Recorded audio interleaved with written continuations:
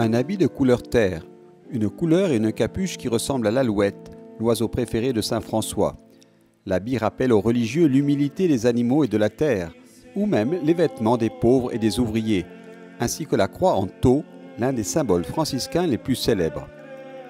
Un habit significatif en Terre Sainte, où les frères mineurs sont présents depuis plus de 800 ans pour protéger les lieux saints.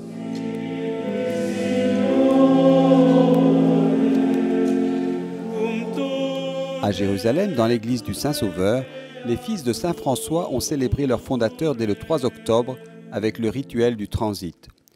La cérémonie a été présidée par le custode de Terre Sainte, le frère Francesco Patton. Une occasion pour de jeunes franciscains de renouveler leurs vœux. Une nuit plongée dans une atmosphère de silence et d'introspection. Les bougies qui illuminent le reflet de Sœur la Mort.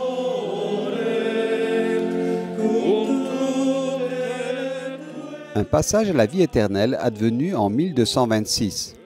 En signe d'amitié et suivant une tradition ancienne, la messe solennelle a été présidée par le père Jean-Jacques Pérennes, directeur de l'école biblique de Jérusalem.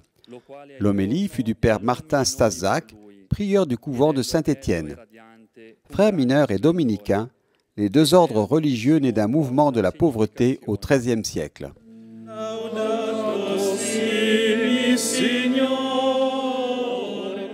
En Terre Sainte, qui a vu le passage de saint François entre 1219 et 1220, les frères mineurs sont environ 300 et ont pour mission de garder les sanctuaires, préparer la liturgie pour les pèlerins, poursuivre les études et les activités archéologiques et culturelles, et promouvoir les activités pastorales et sociales des chrétiens locaux. En Orient, la custodie de Terre Sainte est présente en Israël, en Palestine, en Jordanie, en Syrie, au Liban, en Égypte et dans les îles de Chypre et de Rhodes. Vivere da francescani in Terra Santa è una grazia particolare, perché San Francesco dice che la nostra vita è osservare il Vangelo. Vivre le charisme franciscain en Terre Sainte est une grâce particulière, car, comme l'a dit saint François, notre vie consiste à observer l'évangile de notre Seigneur Jésus-Christ.